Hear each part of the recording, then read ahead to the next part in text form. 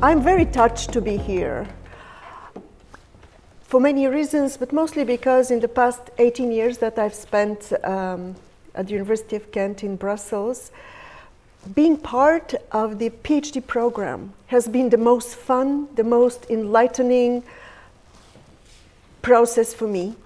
So this is the best audience. I'm really, really privileged to be here and to address you and to think with you. So, as I read this title, Migration, Refugeehood, and Justice, the word justice suggests that there is here a shared commitment among all of us to some sort of progressive agenda. Vaguely, we can define it as pluralist, inclusive, and fair societies. Listening to the brainstorming session just before, in the previous hour, I realized how actually complex and broad field are the substantive issues that bring us here. So I'm proposing not to address any one of them, but rather to pose the question, what is the proper business of us as academics, as scholars in the social sciences, in view of this implicit or explicit commitment to a progressive agenda? So if our ambition as researchers is to help fight or alleviate the injustices refugeehood entails, then what form of radical critique can help us face the radical right? Let me approach the whole matter from the following puzzle. Over the past, actually 30 years, now for 3 decades, the far right has been steadily, relentlessly rising to power. Italy, Austria, France, Germany, Sweden, most recently Spain. One of the greatest puzzles in our historical juncture is this. Democratic elections are translating the social anxieties of people in our democracies into political power for the far right, much more so than for the left. The far right is raising the banner of a tangible utopia, or rather dystopia, a world in which the affluence and some of the freedoms of liberal democracy are reserved for select insiders, typically white and Christian. On the left, however, there is no matching utopia to counteract this, to mobilize forces against this agenda. Why is the left failing to harness social discontent into a political mobilization? And what can we, scholars, do about it? Now, the grand ambition of critical social science is what? Obviously, to guide emancipatory action. There's no two ways about it. That's what we want to do. Does this mean that we should just rush and design utopias, as it has become now fashionable in some intellectual circles, to say, well, the far right is rising this utopia, we need to mobilize everybody around a new utopia. So normative political theory, some normative political theory, directs its attention in that direction. Now, I think that not only it is none of our business to design utopias, but society is better off without them. All utopias contain the grain of totalitarianism, as Milan Kundera put it. The totalitarian world, whether founded on Marx, Islam, or anything else, is a world of answers rather than questions, and our business is to start and persist with the relevant questions. In one of the most remarkable analyses I've recently read, my colleague Abby Innes from the London School of Economics has displayed the similarity between the Soviet regime under which, by the way, I grew up. I'm from Bulgaria. And neoliberal rule in Britain. She traces the isomorphism between the neoliberal and Soviet forms of reasoning and statecraft, systems based on dogma that were bound, as she displays, were bound to collapse, and as they collapse, and as they're about to collapse in the case of Britain, they're incurring much suffering. The book is titled, here it is, Late Soviet Britain, Watch Out for It's coming out with Cambridge University Press in the fall. Now, if crafting utopias is not our job, what is it? Naturally, obviously, huh? What's our job as social scientists? I have come to believe, because since I've written some policy-relevant work, and I've been pressured for answers all the time, I have firmly come to believe that our job is to devise diagnosis. Our job is diagnostic. So radical critique should target a diagnosis, and then it is up to the politicians actually to find the answers. Otherwise, they're offloading their responsibility off to us. Radical critique. To be radical is to grasp things by the root, Marx. So the diagnostic ambition of social theory is to bring to light the socio-structural origin of experiences of injustice in order to articulate, and this is another thing I've come to believe firmly, in order to indicate the enabling conditions for an alternative. So diagnostic, enabling conditions of emancipation from the conditions that we have identified as being at the root of injustices. So here, in this forum, we should be asking, what are the structural causes for the growing negative public sentiment towards immigrants, and what are the enabling conditions for this to change? So in the course of my writing over the years, actually 30 years now, I have crafted a conceptual framework and methodology of critical social analysis ever since I was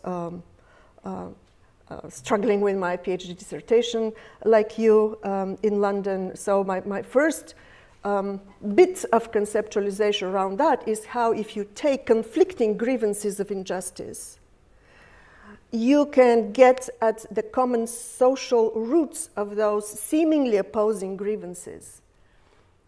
Then I have this was published in the book, The Scandal of Reason, but most recently I've expanded this also to link it to some sort of a critique of the political economy of contemporary capitalism in order really to have a comprehensive analysis of the dynamics behind these injustices.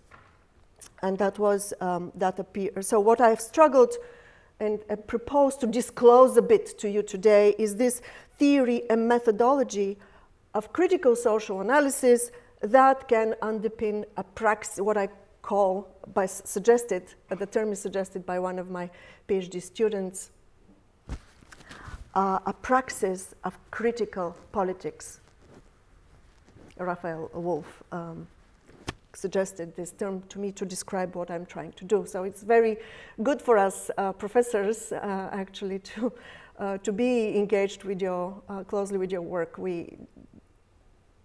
It's very rewarding. Okay, so here is, before I tell you how I did it, I will tell you the conclusions that my analysis reached. And these are the conclusions I bring into the last book, Capitalism on Edge. So it is precarity, first, it is precarity rather than inequality, impoverishment, or some innate penchant for bigotry that is fueling the far-right populism. Far-right populism is in essence a political misarticulation of a valid social grievance, the growing insecurity of livelihoods.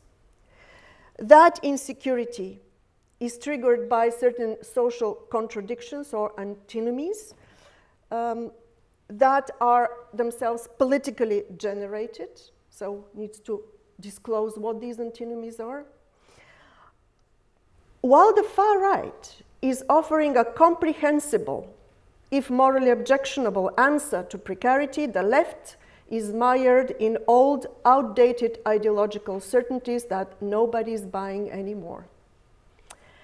Thus, countering precarity, according to my analysis, is the enabling condition for progressive politics, including for compassionate attitudes towards refugees, including for the green transition.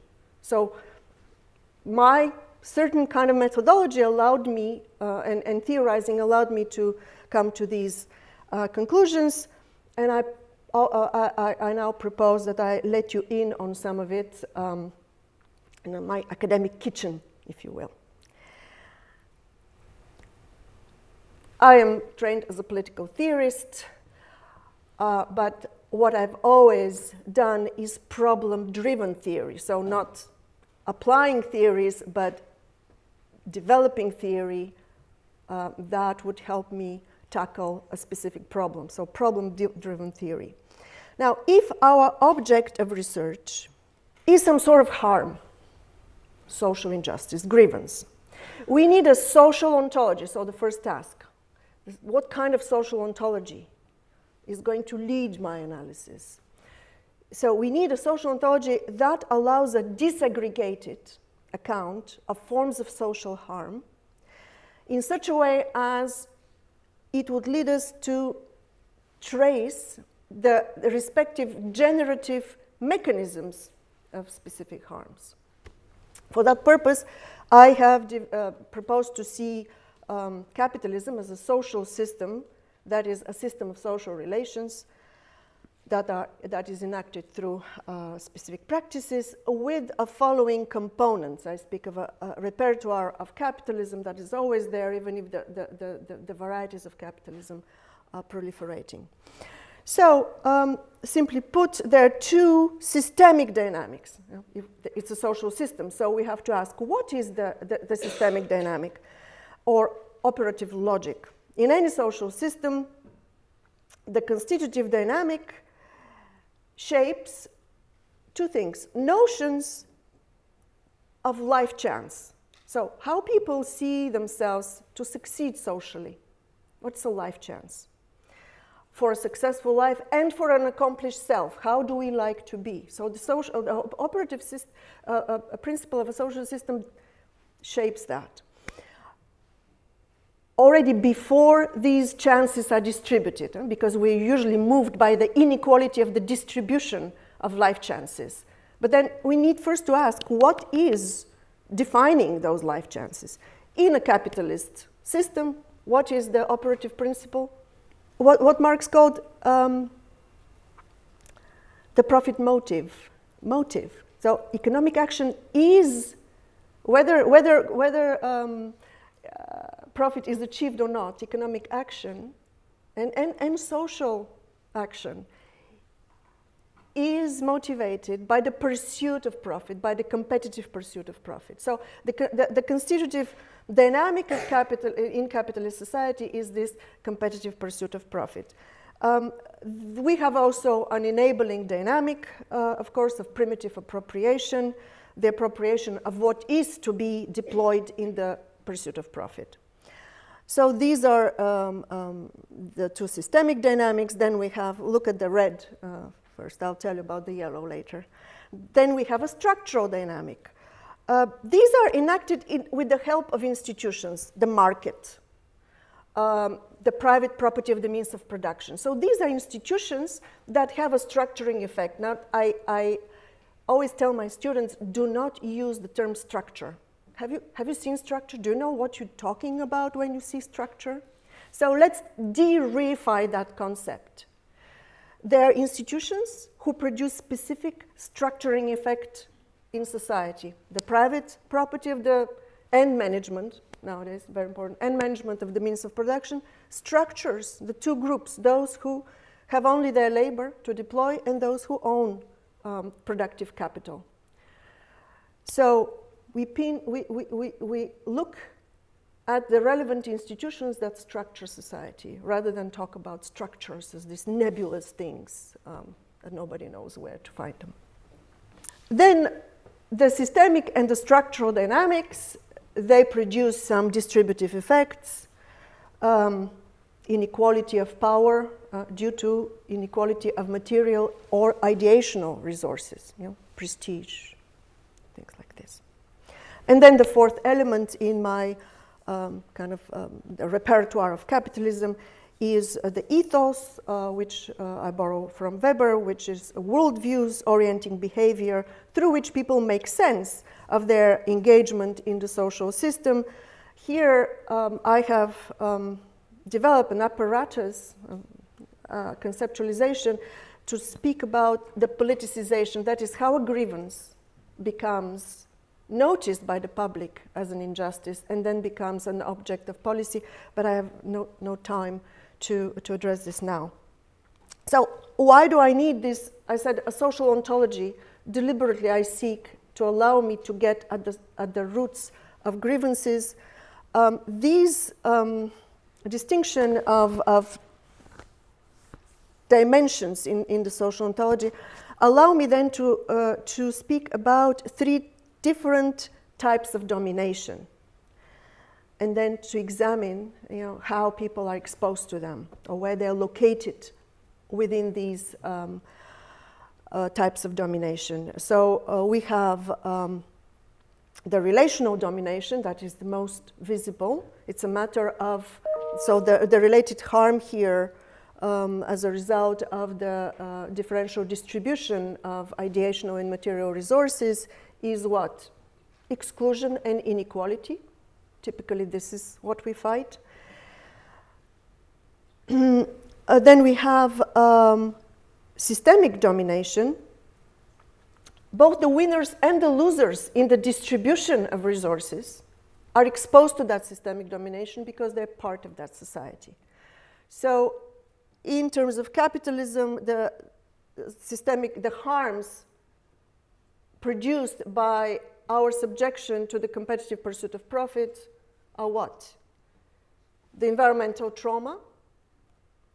The effects are distributed very differently for different groups of people, and yet everybody is exposed to that. Alienation, we have that from Marx, and as I have argued most recently, it is the massive ubiquitous precarity of the winners and the losers that are exposed to a certain kind of dynamics that no longer even capital owning class is not sheltered from that.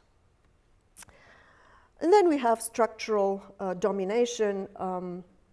These are the constraints imposed on actors by the institutions through which the constitutive logic of the system is enacted. Typically, the harm is exploitation because it has to do with ownership of the means of production. Now, this three-dimensional conception of domination brings to light something quite curious: the danger of being trapped in what I have called the paradox of emancipation. So I will appeal here that as we discuss the injustices of refugeehood and immigration, that we don't get trapped in the paradox of emancipation. It goes something like that. So success in fighting a certain kind of one of those direct forms of domination actually deepens the harm that we are targeting. Typically, when we struggle against inequality and exclusion, relational domination, tend to enhance actually the value of the social system within which inequality and exclusion are being sought, thus increasing actually the legitimacy of otherwise unjust system. So about 10 years ago, there were protests of young people in Spain, the Spanish indignados, do you remember? So one of their slogans actually reproduced that paradox of emancipation, because the slogan was, we are not against the system is against us. So there was the implicit pledge to, or pleading or begging to be included in the system. Okay, so red flag. We need to always target the constitutive logic and the structural, the institutions that produce these inequalities and inclusion, not just to rush to remedy them through redistributive or other means. Just one point of something I'm skipping about my theory of politicization that might be actually relevant to the issues of immigration and refugees. I have formulated the so-called a right to politics as a meta-right, and that is to have a grievance of injustice. So we have the right to have a grievance of injustice be considered, if not an object of policy making, but at least a relevant social concern. So we need to think about, the voicing and silencing, and I'm sure that a lot of you are investigating the types of framing that grievances take, and how this is done at the cost of silencing others. But so, okay, if this is my general conceptual framework, how do we deploy this through a methodology of analysis? Because critical theory is futile if it doesn't have a methodology. So I have indeed established a certain logical sequence, or I like to call it rather algorithm, because I find methodology a very daunting term. Algorithm of critique. And it goes something like this. We proceed from a specific grievance. Normally, any grievance as an empirical entry point would do, but it is better to either take two conflicting grievances, let's say a refugee and somebody who wants to have the boats stopped, or to take a grievance that is considered largely in society as a pathology, because then it would indicate, as Adorno would say, that something is amiss. But that's only the entry point. So conflicting grievances as an entry point. Then we look at the way these are politicized, become politically salient, and then we seek the socio-political common genesis of these clashing grievances. We look at the structural and systemic dynamics, and especially what will help is to identify societal antinomies or structural contradictions within the social system. That eventually would allow us to identify a historically particular, because I believe we need to be historicist, historically particular but structurally general experiences of injustice that are not just seen from the point of view of that initial grievance, so structurally general. That would enable us to formulate some normatively generalizable notions of justice, and only then we start thinking about policy. So it's very important, I believe, to surpass the grievances of specific groups, because currently what worries me very much in discussions of immigration, that the discourse remains on the level of a civil war, us versus them, but that deflects attention away from the systemic and structural drivers of the problems. So let us begin. According to the analysis, we need an empirical entry point, a grievance that at least is close to an opposite grievance. And as I was doing the research for my book, I came across the following statement by a far-right member of a far-right party.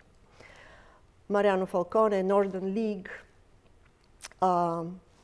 in an interview published in 2017. We cannot take on the burden of all these desperate people. Italy has its own problems. This is a battle for legality, social justice, and freedom for our people. And then further he mentions fear of ethnic substitution, attempted Islamization, and the likelihood of ferocious social clashes between poor Italians and the growing immigrant population. Okay. This is the grievance. This is the xenophobic common sense. And we need to make sense of that. This particular discourse engages all key terms in the familiar, broadly shared in our society's lexicon of justice. It invokes commitment to the rule of law, economic fairness, social cohesion, freedom, and popular sovereignty within a national community, seasoned with a humanistic compassion for the sorry fate of these desperate people. So this is the statement as close I could get to the clash of claims to suffered injustice. But then the question is, what particular grievance does this express? What are the questions to which the new brand of xenophobia we see mushrooming around us offers an answer? So what is the question really for this person? Now, to start answering this, we need to identify actually the scope of that sentiment. How broad in society is this sentiment? This anti-foreigner, clearly anti-foreigner sentiment. While the fear and hatred of foreigners is most vocably expressed by the far-right partisan movements, anti-immigrant sentiment has overtaken the political mainstream. Now, remember, in 2007, Gordon Brown, as a leader of the Labour Party, coined the slogan, "British jobs for British workers." So this is, we cannot say that this anti-immigrant sentiment is not in the political mainstream. But it's important to understand how this position makes sense, even as one refutes it as its normative validity and empirical grounding. So how do we make sense of the xenophobic common sense? One way to see it, the growth of these sentiments, is through the prism or lens of psychological anthropology. Now, in Strangers at Our Door, Zygmunt Bauman, the book was published in 2016, you are familiar with that, I'm sure. He noted that refugees are strangers to us, and strangers are frightening simply because they are dangerous. Now, why are they dangerous? By strangers being dangerous, Bauman had in mind that they embody what the Russian thinker Mikhail Bakhtin has called our cosmic dread, the anxiety we experience in the face of the enormous and powerful forces beyond human control. This fear is now exacerbated, Bauman noted, by the planet-wide interdependence that marks the state of liquid modernity, a life in perpetual flux. So some sort of a permanent destabilization, permanent insecurity that is typical of modernity. So Bauman writes, as refugees bring to our door the distant horrors of global forces, we demonize them as harbingers of bad news. Now, this take on attitudes on immigration seems plausible, but it overlooks the socio-political conditions that enables strangeness, these other people, to be experienced as threatening. Not every stranger is experienced as threatening. Now, as I was growing in my native Bulgaria under communism, actually we welcome strangers as bringing novelty, liberty. We feared the policeman knocking at our door, not the stranger knocking at our door. So the issue of enabling conditions pops in here. So what are our socioeconomic conditions that condition people to be afraid of strangers and then foster the rise of the far right? In order to then delve into these conditions, we need to ask when, purely historically, when did the start of xenophobia and the far right began, this new wave? And although it caught attention after the economic crisis of 2008, in fact, maybe I was lucky because the European Parliament asked me to study this issue already in 2003. So I noticed that the upsurge of the far right, of both xenophobia and the anti-establishment vote, started to grow in the 90s. But the 90s were the most affluent decade so far for liberal democracies. So this combination of rising anti-immigrant sentiment, of anti-establishment sentiment, in conditions of economic growth, low unemployment, affluence, is surprising. It indicates that the new wave of populism is peculiar. I call that uncommon populism. So it was in the affluent 1990s that old far-right parties such as Le Front National in France and new formations such as the anti-Islamic but culturally liberal list Pim Fortuyn in the Netherlands started to gain popularity in conditions of good economic growth, as I said, affluence, low unemployment. And such sentiments spread in particular in relatively rich and egalitarian countries such as Switzerland, France, the Netherlands, Sweden, and Finland. This marks a striking deviation from the past because the rise of xenophobia is commonly a consequence of societal breakdown in conditions of economic malaise and political turmoil, as in the growth of fascism and Nazism after World War I. We didn't have such things in the 90s. So what happened? Now, another peculiarity of the anti-foreigner upsurge merits attention.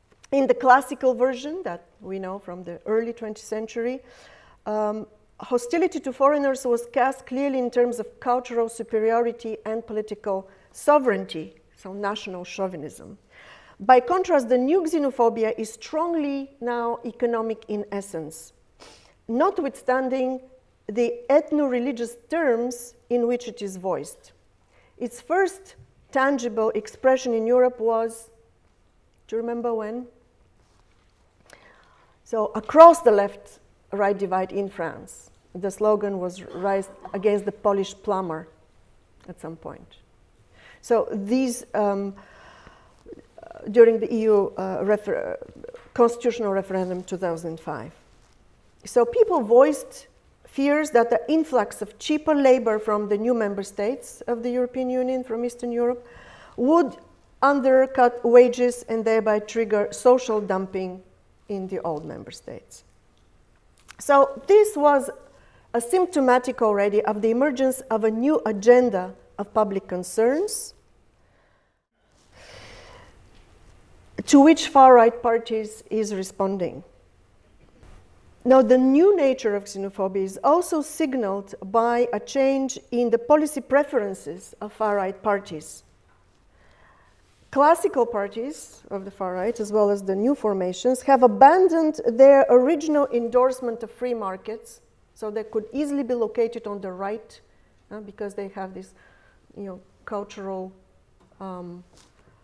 They used to be both on the right culturally and economically, but they have abandoned the endorsement of free markets and are now calling for social protection as well as closed border policies. So I take these symptoms to mean that the whole ideological spectrum and the left-right divide is being replaced by something else, which I call like a risk-opportunity divide that is cutting across the capital-labor divide that oriented the left-right in the past. And this kind of shift already appeared in the discourse of the far right in the 1990s. We have also, the hipster right of Europe that brings also a new element of the ideological spectrum there, because they are liberal, but not cosmopolitan, the hipster right in Europe.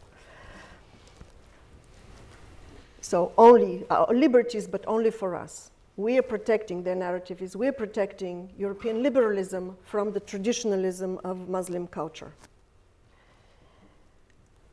So this peculiarity, all of these peculiarities take as symptoms that invite us to search for an engine of anxiety beyond the alleged threats of Islamization and terrorism, and even beyond the threat, as we saw, the surge of populism, beyond impoverishment or drop in living standards.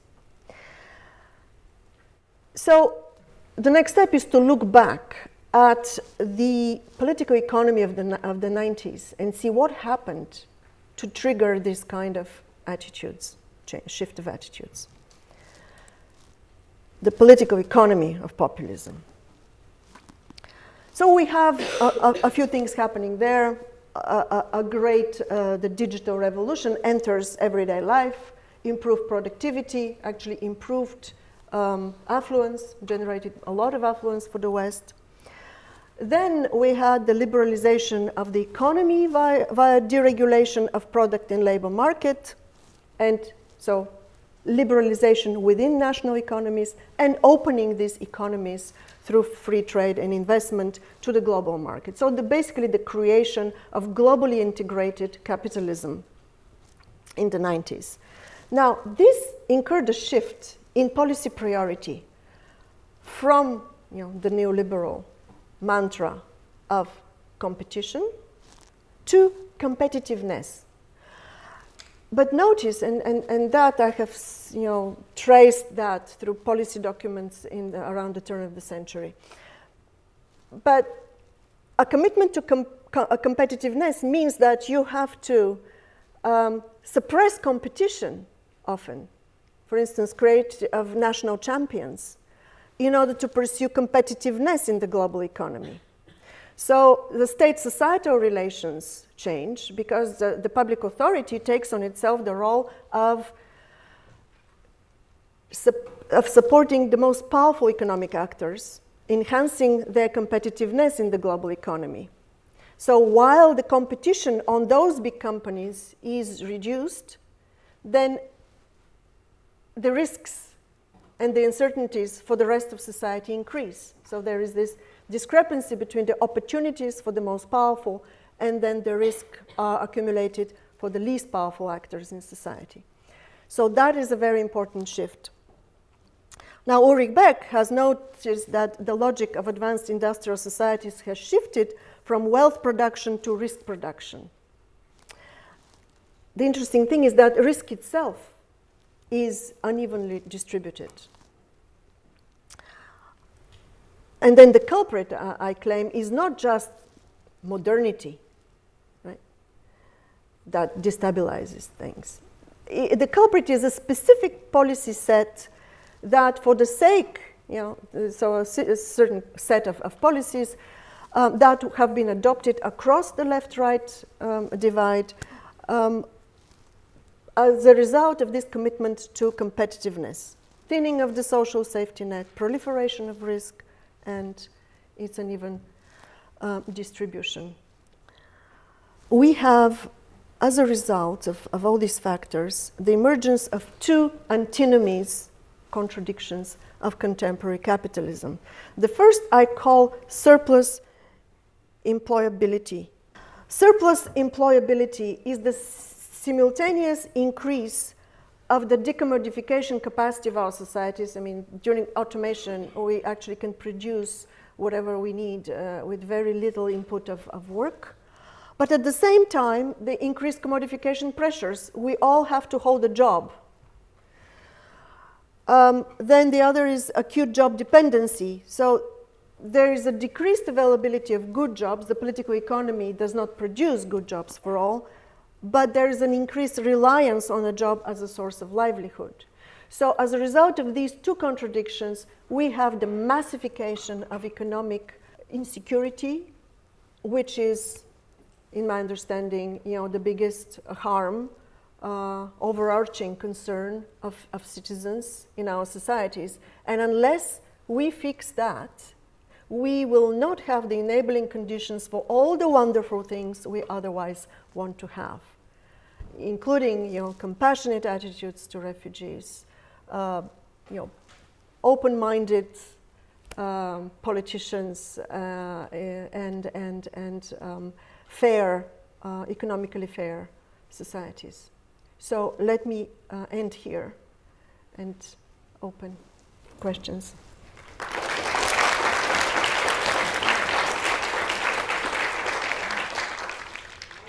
So you're saying that you need to reduce precarity, find precarity, in order to bring about progressive politics. Right. Would you not think that reducing precarity relies on a progressive politics being present in the first place? Or how do you see that kind of dialectic? Yes, great. I think that reducing precarity should be part of a progressive agenda. So far, the forces on the left have focused almost exclusively on inequality, and that has been my concern, and I'm very glad that actually I've been heard, I've been invited to speak about that at the OECD even, and European Parliament. So indeed, it's very important to include that as a part of progressive politics. Hi, thanks very much. I'm, as part of my PhD, I'm in the first year, but I've been looking at Beck and Ulrich Beck and the kind of idea of the proliferation of risk that's happening. And the other source that I'm kind of drawing on at the moment is post-normal science that's being proposed by Funtwitz and Rabetz. So they are talking about, following from Beck, an environment where we have facts that are uncertain, values in dispute, stakes are high, and decisions are urgent. And so it's kind of around climate change and what happens to science and decision making in this environment. So I was just wondering if you could say something about how your conceptual framework plays into that environment of wicked problems and difficult problems that are very uncertain. So are we talking about how the scientific community relates to these issues, or how the publics? The public, I'm interested in how this kind of idea of promoting progressive politics. Okay, so how the publics relate. I like to say that the great green idea has a little red problem. And it's very simple. If people are worried, and we're talking about perceptions of the likelihood to lose your job. You don't have to lose your job in order to feel precarious. Precarity is about incapacity to cope. So if you feel, you might even have a stable job, if you cannot cope, therefore you lose it. If people feel incapable of coping, they would not be open to the grand agenda of, the scientific progress and saving nature and all that. So I think the psychology of precarity is, it retracts the thinking both a kind of a tunnel vision, we only care about ourselves, and myopia. So we only care about the now, the here and now. And we cannot ask democracy to solve that problem because the Democrats themselves are precarious, and therefore, it's one of the effects is precarity is politically debilitating. People do not engage because they don't have the energy, the time. That is why I think we first need to fix that in order for the rest to follow. Especially in democracies where things depend on a popular endorsement.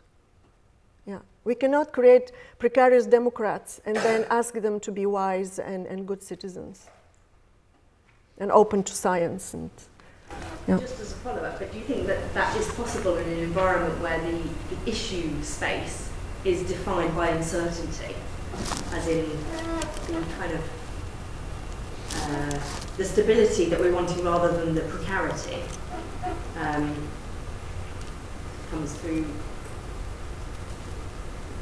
I guess, the kind of the issue space that people are operating in, of increased climate changes, increased migration? I think that space, I mean, how do we define the space? I think the space is being experienced as more uncertain. That's what you mean? Yes.